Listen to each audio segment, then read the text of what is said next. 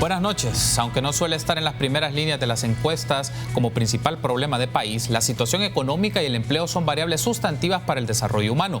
Según el Banco Central, la tasa de crecimiento es 2.3% para 2019 y 2.5% del PIB para 2020. El déficit comercial, la falta de consensos políticos y la inseguridad son críticos para la mejora económica.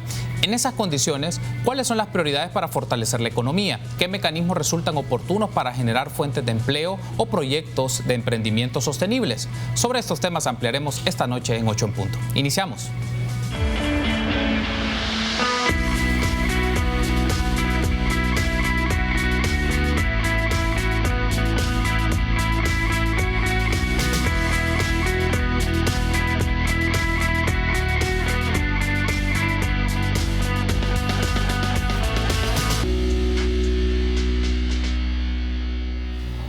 Muy buenas noches, qué gusto que nos acompañe en una nueva edición de 8 en punto. Les saluda Carlos Monterrosa. En esta ocasión, viernes 6 de septiembre, cerramos semana y vamos a hablar un poco de la situación de la economía de nuestro país y de las condiciones para el emprendimiento.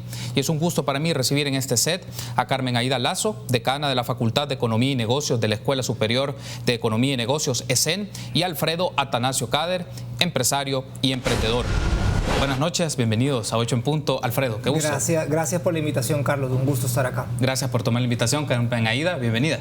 Muchas gracias por invitarme, Carlos. Un gran gusto estar con usted y con Alfredo. Gracias por tomar la invitación. Muchos temas que desarrollar. Seguro nos va a quedar el tiempo un poco justo, pero vamos a hacer una plática interesante. Veamos la nota introductoria. Con 6.4 millones de habitantes, El Salvador continúa sufriendo bajos niveles de crecimiento económico, el cual ha promediado un 2.3% en los últimos 5 años. Una de las tasas de crecimiento más bajas en Centroamérica. Estamos hablando de un crecimiento del 2.3%. Tenemos que pasar a un crecimiento del 3% por lo menos, si no del 4%. ¿Por qué? Porque si no la gente se va a ir. El punto de partida que siempre tenemos para América Latina es mirar su crecimiento económico, que en los últimos años ha sido relativamente débil.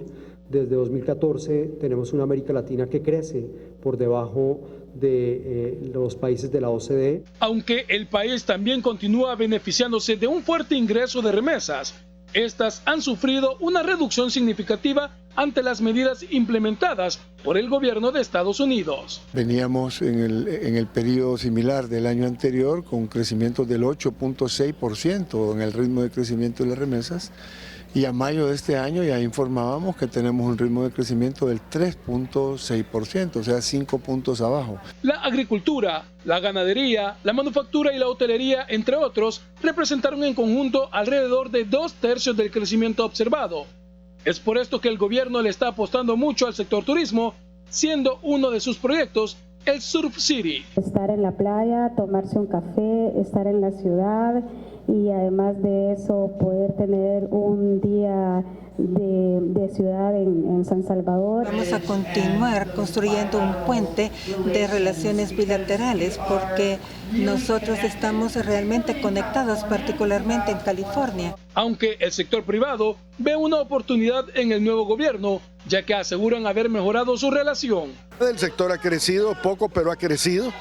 Y empezamos a tener algunas perspectivas positivas porque ya se ha establecido un mejor trato para con la empresa privada por parte del nuevo gobierno. Sin embargo, uno de los mayores enemigos del país es el incremento en los costos de la deuda debido a las crecientes tasas de interés, por lo que es necesario realizar mayores esfuerzos hacia una consolidación fiscal que reduzca el nivel de deuda pública. Para 8 en punto, Alonso Castillo.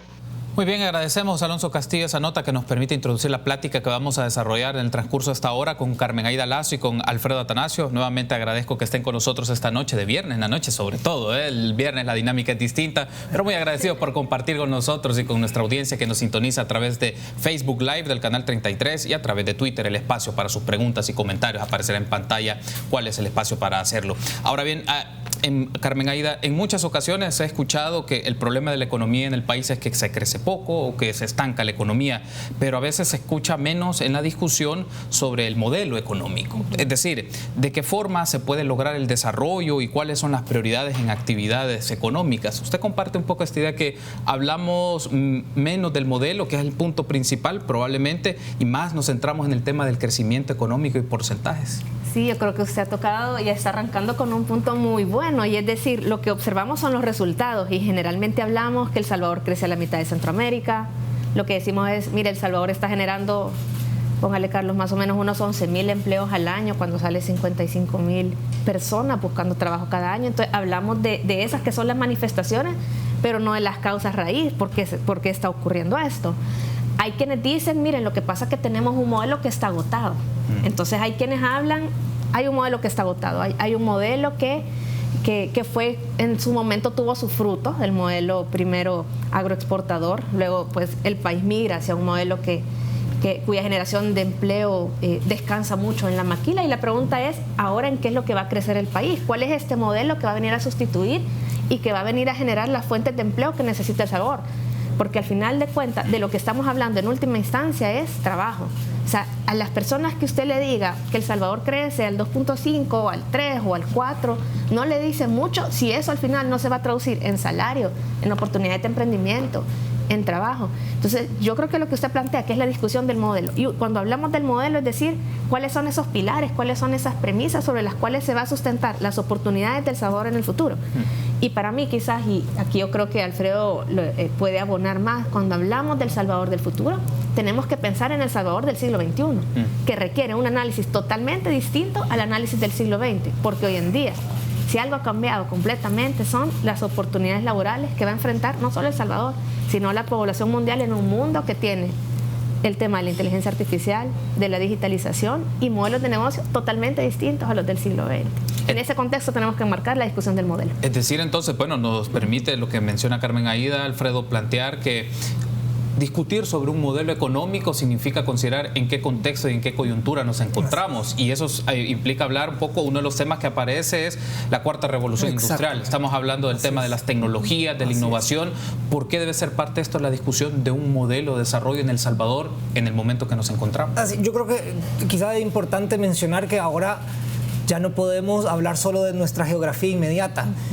Ahora el contexto es un contexto global, y las tecnologías nos permiten acceder a mercados globales. Entonces, en realidad ya no estamos hablando simplemente de lo que tenemos en El Salvador, sino que el potencial es gigantesco, pero primero tenemos que entender nosotros ese potencial en El Salvador.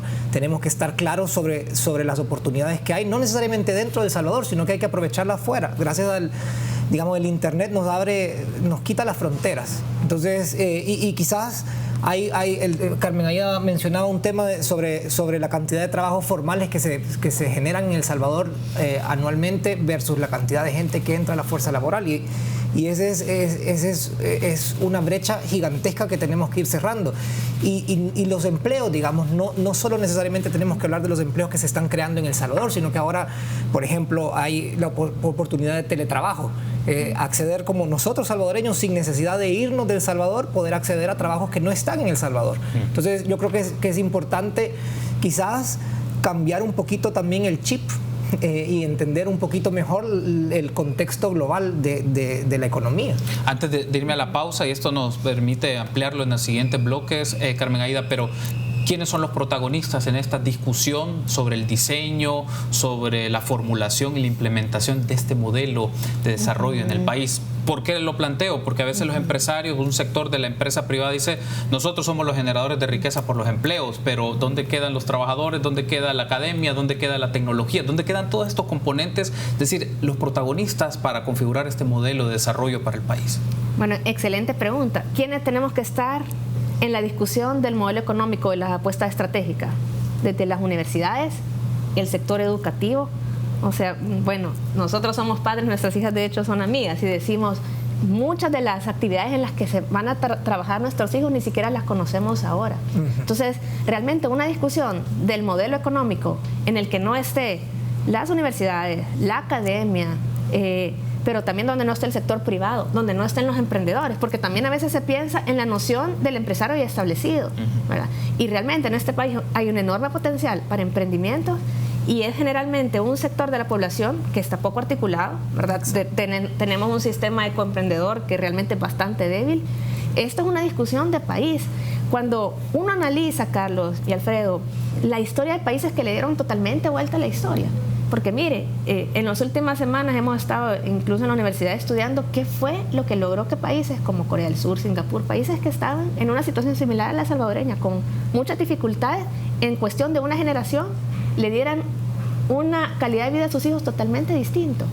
Lo que primero hicieron es que hicieron un plan, fueron muy disciplinados, realmente se comprometieron y tuvieron un involucramiento de diferentes actores de la sociedad civil, de diferentes participantes en la discusión del modelo de desarrollo. No le compete solo al gobierno, no le compete solo a los empresarios, ni solo a la academia, ¿verdad? Y esto, yo sí creo que esto había una deuda que está pendiente, porque si se fija, se habla mucho de seguridad, se habla mucho de combate a la corrupción, se habla menos en estos días del modelo de desarrollo económico. Tengo que hacer la pausa, pero al regresar ampliamos un poco las ideas, Alfredo, que tengas sobre este aspecto, pero también quiero incorporar otros elementos que significan para la agenda económica del país. Regresamos.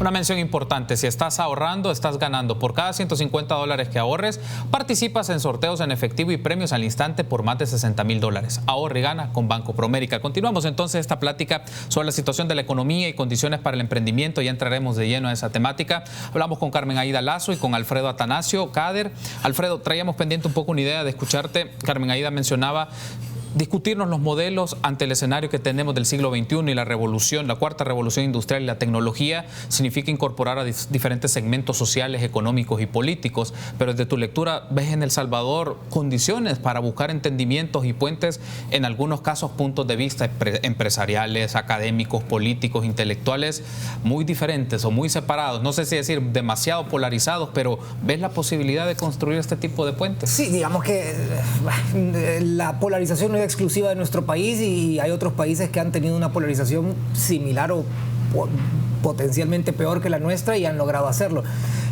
Yo hablaba antes del caso de Medellín. En el caso de Medellín hubo un compromiso entre todos los sectores de la sociedad, gobierno, sociedad civil, academia, empresa privada, para lograr objetivos específicos en darle vuelta a la ciudad.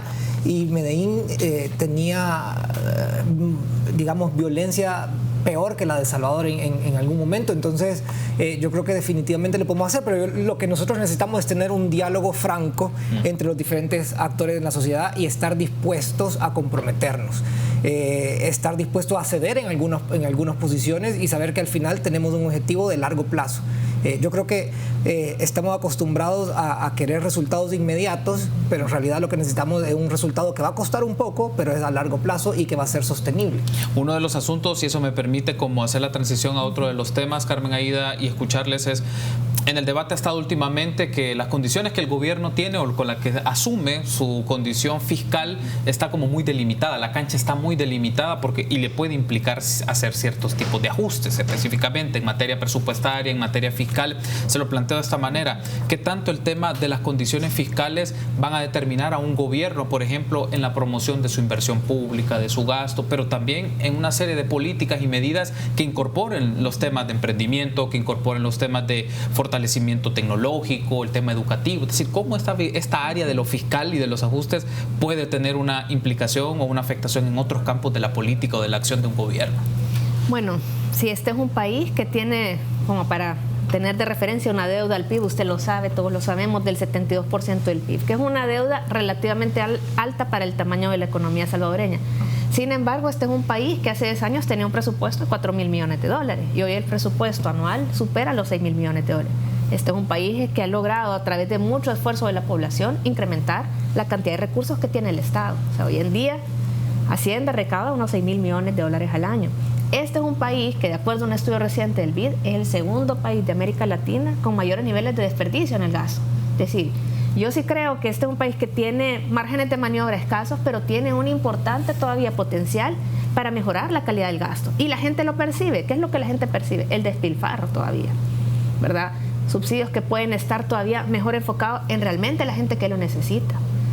Le doy un ejemplo: las compras del Estado. Las compras del Estado todavía, de acuerdo a diferentes estudios, se puede ahorrar unos 100, 150 millones de dólares al año si se hace, por ejemplo, desde cosas tan sencillas como estandarizando la forma en la que se compra. Entonces, yo creo que ante una población que lo que ha visto es tanto despilfarro, donde ha visto los casos de corrupción, el primer gran esfuerzo que tiene que hacer el gobierno es ese gasto, hacerlo un gasto de calidad. La pregunta es cómo se hace. O sea, lo primero que tenemos que demostrar en este país, ¿verdad?, donde un importante porcentaje de nuestros ingresos, de nuestros salarios, van al fisco. El primer reto es el gasto. ¿Qué se tiene que hacer? Primero, ¿qué es lo que yo esperaría? Por ejemplo, en el presupuesto que va a mandar Hacienda, que es responsabilidad del Ejecutivo de este gobierno actual, la eliminación de toda opacidad en el gasto, la eliminación total de la llamada partida secreta. No puede haber un presupuesto en el que usted diga que el gasto es de calidad si no está sujeto a mecanismos de fiscalización. Entonces yo esperaría que el presupuesto que va a mandar el Ejecutivo esté eliminada la partida de gastos reservados. Segundo, un presupuesto por resultado. No puede ser que sigamos midiendo el éxito, por ejemplo, de un ministerio tan importante como el de Educación o el Ministerio de Salud en función de cuánto gasta y no en función de lo que obtiene con ese gasto. Muchos países están mirando hacia presupuestos por resultado, en los cuales en lugar, Carlos, de decir gastamos 900 millones, lo que decimos es educamos miles de niños, mejoramos la calidad del gasto en educación de esta forma. Si nosotros nos empezamos a enfocar en qué es lo que queremos obtener del dinero del recurso del Estado, de los recursos del Estado, en lugar de cuánto gastamos, vamos a tener un énfasis también en lograr resultados. Entonces, yo sí creo que este es un país que, contestándole, va a necesitar eventualmente un acuerdo fiscal. Es una tarea pendiente, se han hecho avances, ¿verdad? No es un país que esté en una crisis, es importante decir. Este gobierno también inicia el gobierno con un poco la mesa limpia. El año pasado, en un proceso electoral, el gobierno aprobó la emisión de deuda, la cual llevó a cabo el gobierno, donde recaudó $1.000 millones que le permite pagar una deuda que vence este año, lo bono. Entonces también lo que le quiero decir es que a pesar de que a veces se ve la cosa polarizada, se logran acuerdos como lo hemos visto en el pasado, ¿verdad?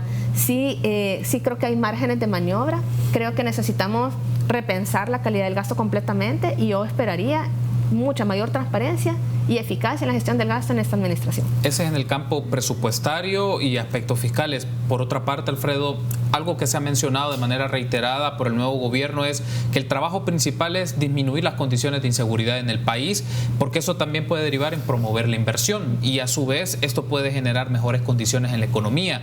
Coincidimos un poco en esa noción, Alfredo, digamos, porque parece ser que son componentes de una ecuación, no sé si decir tan automáticos, pero si disminuimos la inseguridad, viene más inversión, mejores condiciones de la economía. ¿Es tan sencillo este asunto? Digamos, no es tan sencillo y quizás yo quisiera agregar un tema con el tema fiscal. Yo creo que hay un potencial también de recaudación fiscal que está ahí y que pudiera ser muchísimo más fácil para el gobierno, y el tema de formalización de los negocios. En El Salvador, 7 de cada 10 negocios son informales. Eso significa que de estos negocios el gobierno no puede recaudar impuestos. Entonces, si el gobierno encuentra un mecanismo, y hay mecanismos para hacer la formalización de un negocio más fácil, y esto probablemente tiene que ver con una estrategia de digitalización de la economía que entiendo que el gobierno tiene, pudiera lograr una recaudación fiscal muchísimo mayor y unido con el tema de gastar prudente y responsablemente, pudiera tener una situación fiscal muchísimo más positiva en el gobierno. Con lo que mencionas del tema de inseguridad y algunos otros factores, definitivamente la inseguridad es, digamos, yo estaba viendo el monitor global de emprendimiento de hace un par de años y el 76% de la gente mencionaba la inseguridad como un obstáculo para su emprendimiento. Y de hecho El Salvador tiene una de las tasas de abandono de negocios más altas del mundo.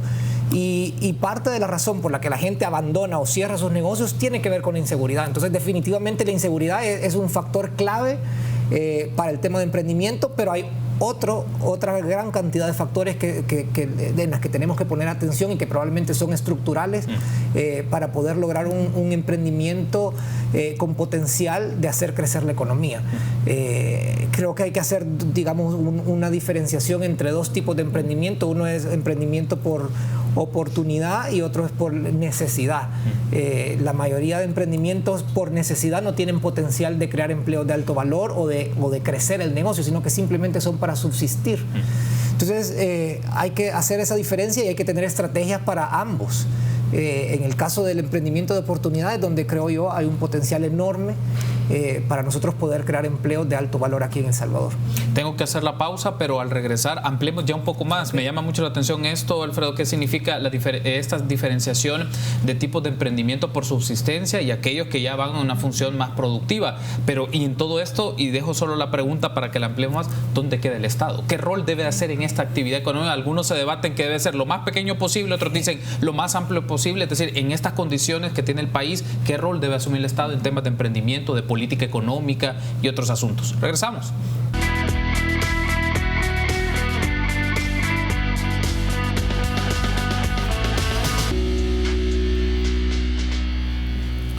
Continuamos platicando la noche de este viernes 6 de septiembre con Carmen Aida Lazo y con Alfredo Atanasio Cader un poco sobre la situación de la economía, las condiciones para el emprendimiento, y también hemos hablado un poco de situaciones que vinculan al gobierno en su política económica, en su política fiscal particularmente. Quiero pedir a producción, nos puede poner en pantalla unas declaraciones que brindó Juan José Dabú recientemente, que estuvo en el Espacio de República hace unos días y habló un poco sobre el tema de los ajustes, y escuchemos un poco su análisis y cuál es la reacción de nuestros invitados. Escuchemos. Porque sí tiene que haber un ajuste en el tema del gasto, sí tiene que haber un ajuste en el tema de la calidad de los ingresos, y sí debe de haber una transformación en cuanto a esos servicios o a esas actividades que sigue proveyendo el Estado y que pudiera perfectamente la sociedad civil, la iglesia o el sector privado estar proveyendo. Bien, ahí hay un elemento que quiero ponerlo en la discusión de ustedes. Carmen Aida, por ejemplo, mencionaba al final el señor Dabú sobre este tema de ciertos servicios que el Estado brinda que lo podrían dar otros, pero lo primero que seguro a algunas personas se le viene a la mente es privatización, justamente. Un poco los antecedentes y las decisiones que se tomaron hace 15, 20 años, pero el punto aquí es como las condiciones que nuestro país tiene en materia política económica requieren un Estado fuerte o un Estado en qué áreas debe de tener más intervención, o por utilizar un término, y en qué otras áreas son un punto de discusión con el sector económico, con el tema empresarial, con el tema del mercado. Y esa pregunta es una pregunta central, ¿verdad? Del por qué existen las políticas públicas. Definitivamente yo sí creo que algo hemos avanzado en los últimos años, es que el debate ya no es del tamaño del Estado. O sea, nadie cuestiona que se necesite Estado. Hay actividades que no las puede hacer el sector privado, y uno no puede asumir la superioridad de uno por encima del otro. No porque lo haga el sector privado va a ser superior, ¿verdad? O más eficiente, o viceversa, tampoco se puede asumir lo contrario. Entonces, lo que tenemos que ver es, ¿cuáles son los objetivos sociales que queremos lograr? Donde muchas veces el mercado falla. Por ejemplo, el Estado entra, por ejemplo, cuando tiene que corregir fallas como puede ser la contaminación, cuando quieren alcanzar fines sociales que no necesariamente están alineados con los fines privados. Por eso pone impuestos, por eso interviene, por eso realiza obras públicas que quizás el sector privado no las realizaría. Entonces, definitivamente, si nosotros seguimos encasillados en la discusión de que son dos mecanismos alternativos, separados, que riñen entre ellos, vamos a seguir con la discusión ideológica desfasada del siglo XX, cuando ahora lo que tenemos que entender es sector público y sector privado son socios en el desarrollo, son socios. ¿Qué es lo que tiene que hacer el sector público? Poner las condiciones para que pueda surgir un sector privado también que esté alineado con de verdad cuáles son los intereses sociales. Le doy un ejemplo. Yo he hablado con muchos inversionistas porque también trabajé, por ejemplo, en la formulación de Fomilenio, y lo que nos decían es, mire, necesito la calle, necesito el puente, necesito esta condición pública, necesito la planta de tratamiento de agua, la infraestructura de energía, la capacitación. Si yo tengo eso por parte del Estado, que es un bien público, yo invierto. Ese es un tipo de asocio público-privado en el que el sector privado se arriesga, mete plata, genera trabajo, que es lo que nos interesa, a cambio de que también el sector público invirtió. Entonces, si se fija, cuando empezamos a pensar en esa dinámica, los empezamos a ver como socios, no como dos mecanismos alternativos de asignar recursos, sino como dos entes que tienen sus propios incentivos, y lo que buscamos como sociedad es que estén lo más alineados al bien común. Bajo ese enfoque un poco, entonces, si se ven como socios más que verlos de manera divergente, Alfredo, en el campo del emprendimiento o generación de emprendimientos, ¿cómo se construye esta relación? Lo vamos a poner así, desde los campos de las políticas públicas que vienen del Estado, pero también las partes de inversión, de los recursos que dispone el sector privado en distintos niveles, pero aquí pensando en los emprendimientos productivos. Sí, bueno, de verdad hay que verlo definitivamente como un asocio. Yo tengo una lista, digamos, como de Santa Claus, de las cosas que me gustaría que pasaran en este gobierno, digamos, que se impulsen algunas políticas que pueden apoyar el emprendimiento. Definitivamente, uno de los obstáculos más grandes que hay en El Salvador, y no solo en El Salvador, es recurrente en varios países, pero el acceso a capital es un factor prohibitivo para poder echar a andar emprendimientos. Y ahí, por ejemplo, el gobierno pudiera tener puede ser un actor importante. Yo he admirado bastante Chile, como hicieron ellos Startup Chile, que es un programa que tiene el gobierno de Chile, y han convertido a Chile en una especie de Silicon Valley de Latinoamérica, y hay gente de todos lados del mundo que llega a emprender a Chile porque el gobierno da ciertas facilidades. Entre las facilidades hay capital semilla para emprendimientos, les dan más o menos $40,000 a los emprendimientos que resultan ganadores, y con la condición de que se queden en Chile. Entonces, yo he tenido la oportunidad de ser juez para Startup Chile, y yo he visto emprendimientos que han llegado de España, de Estonia, de Estados Unidos, de Alemania, y algunos de Chile, pero digamos que en este caso Chile está trayendo talento y está dando las condiciones para que se desarrollen estos emprendimientos. Entonces, digamos, el tema de acceso a capital es uno. El otro tema para mí es que importante es tecnificar la fuerza laboral. Definitivamente necesitamos tecnificar la fuerza laboral. El tema de incluir materias que tengan que ver con emprendimiento en el sistema público de educación desde edades muy tempranas, eso creo que también es bastante importante. Y hay un tema del que yo siempre hablo y que tiene que ver con la parte de salud mental, y digamos que pareciera que no tiene mucho que ver con emprendimiento, pero la salud mental es un factor importantísimo para poder desarrollar emprendimientos. Y en El Salvador hemos estado por muchos años rodeados de bastante pesimismo. Digamos, hay una estadística de que 7 de cada 10 personas quieren irse de El Salvador. Entonces, ¿cómo hacemos para cambiar la mentalidad esta de que es necesario irse de El Salvador para poder triunfar? Entonces, en eso tiene que ver mucho la salud mental, porque la sociedad salvadoreña hay mucha que está rota, digamos. Entonces, hay mucha gente que necesita el tema de salud mental, y creo que es importantísimo que el gobierno también le ponga atención a este tema. Y digamos, el emprendimiento puede funcionar también como para prevenir la violencia. Entonces, si se puede incluir esto en temas de gobierno, y especialmente en zonas que están afectadas por violencia, esto creo que pudiera cambiar la realidad de mucha gente. Hablamos del sector gubernamental, Alfredo, pero veamos también otro de los sectores, el sector empresarial, el sector privado, en algunas ocasiones también, que requiere que se incorporen para invertir, para emprender, y también apostarle para un país, apostarle a territorios, apostarles a zonas. Quiero aprovechar porque tengo en pantalla, va a salir un tuit que tú pusiste hace unos días y generó una discusión muy interesante. A mí no, lo considero muy relevante porque puso en debate el tema de cómo se puede trabajar a nivel del área metropolitana.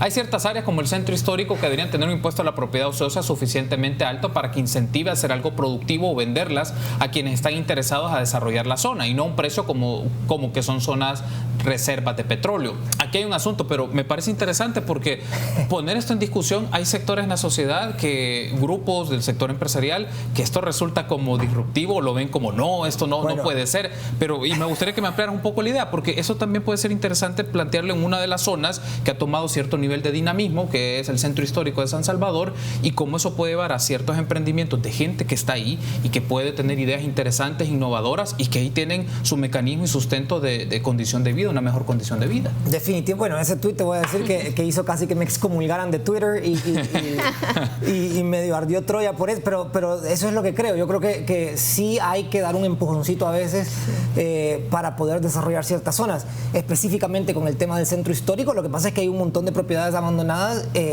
y digamos que no hay mucho costo de oportunidad, porque no pierden nada con tenerlas ahí ociosas, exacto. Entonces, mira, yo específicamente con el tema del centro histórico, yo creo que un buen inicio sería por lo menos obligar a los propietarios de quienes tienen bienes inmuebles en el centro a por lo menos arreglar las fachadas, por ejemplo, de los edificios, o de alguna manera invertir algo, porque el gobierno, en este caso, el gobierno sí hizo una inversión importante en el centro histórico. Entonces yo creo que la empresa privada también tiene que acompañar al gobierno cuando hay ciertas apuestas.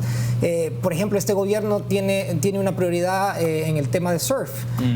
Surf City es parte de una prioridad importante de este gobierno, y entiendo que el gobierno va a hacer bastante inversión en tema de infraestructura en la costa, pero la empresa privada también tiene que apoyar estos esfuerzos e invertir junto con el gobierno para desarrollar las zonas, porque el gobierno solo no puede, la empresa privada sola no puede. Ok, tengo que hacer la pausa. Al regresar ampliamos otros elementos, preguntas, comentarios que han llegado a través de nuestras redes sociales. Con gusto las transmitimos a nuestros invitados. Regresamos.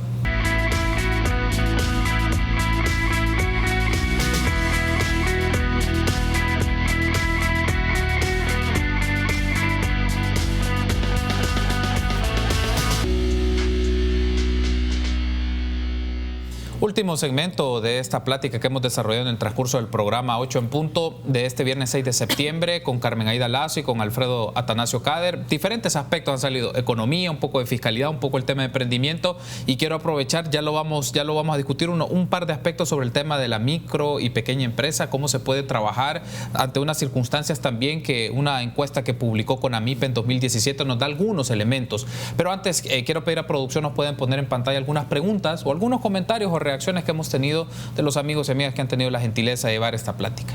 Alejandro Guevara: es importante abordar la territorialidad, las desigualdades y oportunidades, así como conocer nuestro pequeño país. Es uno de los comentarios. Este creo que es una secuencia de otro que él también mencionaba recién.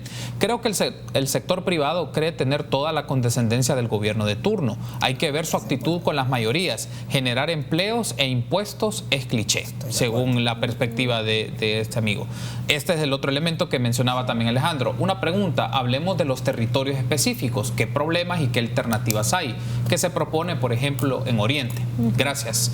Esos son algunos de los comentarios, 3 comentarios que han llegado, pues para tener una reacción, Carmen, y luego lo escuchamos, Alfredo. Me parece muy pertinente que quienes nos están viendo saquen el tema de la territorialidad, porque claramente las oportunidades no están distribuidas de manera igualitaria y están totalmente concentradas en el área metropolitana de San Salvador y en pocos polos de desarrollo en nuestro país. Y claramente sale el tema de Oriente, ¿verdad? Uno va a Oriente y cada vez que uno va siente la frustración que vive mucha de la población de Oriente por la falta de oportunidades. Yo recibo jóvenes de Oriente que dicen: si yo no migro a Oriente no voy a tener oportunidades para trabajar. Específicamente en Oriente, ¿qué es lo que esperaríamos ver en esa nueva administración? Mire, Oriente tiene tanta potencialidad para desarrollar una cartera de proyectos en el que una agencia como Proesa, que es la agencia que no le hemos mencionado hasta ahorita, Carlos y Alfredo, Proesa es la agencia que va y busca inversiones, que va y busca oportunidades de exportación para nuestros pequeños emprendedores.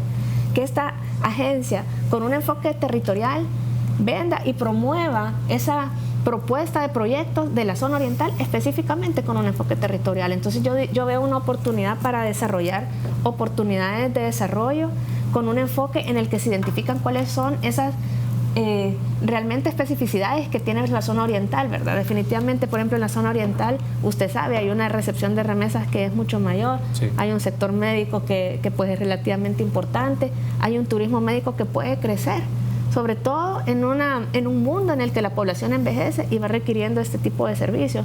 Entonces, yo lo que pienso en el tema de Oriente, ha tenido estructuralmente el tema de acceso, o sea, creo que todos sabemos que después del EMPA la calidad de las calles es notablemente inferior a la que existe en el resto del país. Hay un tema de seguridad que es muy importante, hay un tema de formación en Oriente que también hay que abordarlo, ¿verdad? De calidad educativa en Oriente y de integración con el resto del país.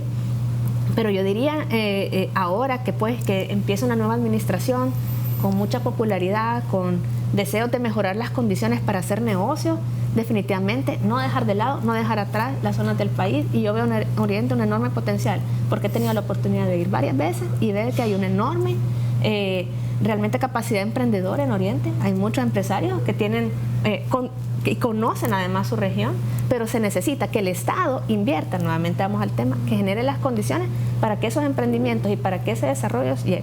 ¿Cómo entra entonces este tema de las asimetrías que hay en territorios, en zonas donde hay brechas de desigualdad marcadas en acceso a educación, en acceso, por ejemplo, a tecnificación, y que en algunos de los casos y estudios aparecen que las más afectadas son las mujeres particularmente? Entonces, ¿cómo también discutimos este tema de la desigualdad y mecanismos desde el sector público y privado para combatirlas? Bueno, yo creo que la conectividad es importantísima para combatir esta desconexión que existe entre las condiciones, en este caso de la zona rural, por ejemplo, de Oriente y el resto del país, porque El Salvador, digamos que está centralizado la mayor cantidad de actividad económica en la capital, pero el acceso a la tecnología, el acceso a Internet puede cambiar esto. Entonces, para mí debería ser una estrategia definitivamente del gobierno poder conectar literal con Internet, acceso a Internet a estas zonas, porque por medio de eso puede arreglarse la carencia educativa, digamos. O sea, hay gente que no puede ir a los centros educativos y lo puede acceder por medio del Internet, clases virtuales. Hay un montón de oportunidad con el tema de conectividad. Y también me llamó la atención, alguien hablaba de que muchas veces la empresa privada veía con condescendencia a los gobiernos y que le parecía que generar empleo y pagar impuestos era un cliché. Y estoy de acuerdo, Yo creo que nosotros como empresa privada tenemos que pasar de sentirnos orgullosos solo por generar empleo y pagar impuestos. O sea, generamos empleo porque le conviene a nuestra empresa, porque estamos creciendo lógicamente, claro, y pagamos impuestos porque, digamos, no es opcional pagar impuestos. Y yo creo que tenemos que empezar a enfocarnos en crear beneficios, no solo para quienes invierten. Obviamente el empresario invertir es un riesgo que no mucha gente se toma y digamos que típicamente un emprendimiento no necesariamente va a ser exitoso. Entonces definitivamente eso es algo valiente, pero lo que necesitamos nosotros es crear beneficios como empresarios, crear beneficios para la sociedad, preocuparnos no solo de generar empleo, sino que generar empleos de calidad, empleos de alto valor, empleos que tengan potencial de pagar mejor, ayudar a tecnificar también a nuestra misma fuerza laboral, que no necesariamente se va a quedar siendo nuestra fuerza laboral siempre, sino que probablemente van a pasar a otras empresas eventualmente. Pero yo creo que tenemos que nosotros como empresarios estar enfocados a crear beneficios para la sociedad, y eso es súper importante, creo yo. Es también quizá un poco de cambiar el chip a veces. Quiero pedir a producción para que nos ponga en pantalla un dato interesante de una encuesta que publicó CONAMIPE, encuesta dinámica de micro y pequeñas empresas del 2017. Un full pantalla, un par de datos. Ahí no se va a ver con tanto precisión probablemente, pero ahí pone el tipo de ocupación, el salario promedio de personas trabajadoras en las micro y pequeñas empresas. Y te va mencionando, por ejemplo, según el rango que tienen, directores y administradores, más o menos andan por $500, 569, directores ejecutivos en algunos casos 334. Hay diferentes rangos. Ese es uno de los datos. Luego aparece otro que me llama la atención sobre personas trabajadoras remuneradas por tipo de prestación, y ahí te pone en el caso de los emprendimientos según zonas también, y el total país pone Seguro Social y AFP. ¿Cómo se ve en el caso de los emprendimientos la diferencia de la cantidad de personas remuneradas y el tipo de prestación que tienen? En el caso de las microempresas, por ejemplo, 31.275 con Seguro Social, que el total son más de 109.000, de pequeñas empresas 153.000 el total, pero Seguro Social FP 37.903, y así sucesivamente. El punto aquí lo pongo en discusión, pensándolo acá, es también cómo se pueden mejorar las condiciones de las micro y pequeñas empresas y los emprendedores, tanto a nivel de Seguro Social, y que son aspectos claves de la política social, pero también el tema salarial, también cómo eso puede ir mejorando o propiciando mejores condiciones económicas para las personas. Bueno, definitivamente hay una gran precariedad en el acceso a formalidad de la pequeña empresa, y sobre todo entre menor tamaño, más presencia de informalidad. Definitivamente se tiene que, para mí, trabajar mucho el tema de darles oportunidades para innovar, para crecer. Vaya, mencionaba Alfredo el caso, por ejemplo, de países como Chile, en el que le meten recursos, le meten dinero para que estos pequeños emprendimientos dejen de ser emprendimientos, además a veces poco productivos, poco innovadores. Muchas veces están enfocados, por ejemplo, en el tema de comercio, o únicamente en el tema de pequeños restaurantes, y les cuesta dar el paso hacia mayor valor agregado, porque para poder tener mayores salarios se necesita también tener una oferta de valor que permita generar ingresos para pagar dicho salario. ahí donde entra el Estado. El Estado entra teniendo una oferta clara para la pequeña empresa, para los microemprendedores, para que puedan acceder a fondos para poder crecer, poder innovar. ¿Qué es lo que se puede? Le doy una oportunidad muy concreta. El tema de comercio electrónico. El tema de comercio electrónico que permite a un productor, a una persona creativa que puede estar en el oriente del país, que tiene recursos limitados, poder acceder a un mercado muchísimo más grande que el de El Salvador para poder vender su producto. Eso es crecimiento, eso es innovación, eso es una forma que está ahí, la tecnología lo permite y que permitiría que estas empresas crezcan. Se puede hacer, hay una oportunidad, hay mucho talento en el país, ¿verdad? ¿Y qué es lo que se necesita de parte del Estado? Yo sí creo que este gobierno puede hacer una apuesta digital como no ha habido antes y cambiarle realmente las oportunidades a miles de emprendedores para que dejen de ser de subsistencia y pasen a ser de oportunidad. Quiero darle las gracias por haberme acompañado. El tiempo se me ha agotado, pero la invitación está hecha para que nos encontremos en las próximas semanas para seguir platicando. Y ahí, es interesante porque nos quedó pendiente el tema de las micro y pequeñas empresas, pero también esta discusión de la condición económica también nos puede llevar a un debate sobre otros componentes de cómo la economía, la fiscalidad, la política están interconectados. Gracias, Alfredo, por haber estado con nosotros. Gracias por la invitación, un gusto. Muy amable, gracias, Carmen Aida. Muchas gracias, Carlos, por invitarme. Y a ustedes también, amigos, gracias por habernos acompañado. Será hasta el próximo lunes, 8 en punto.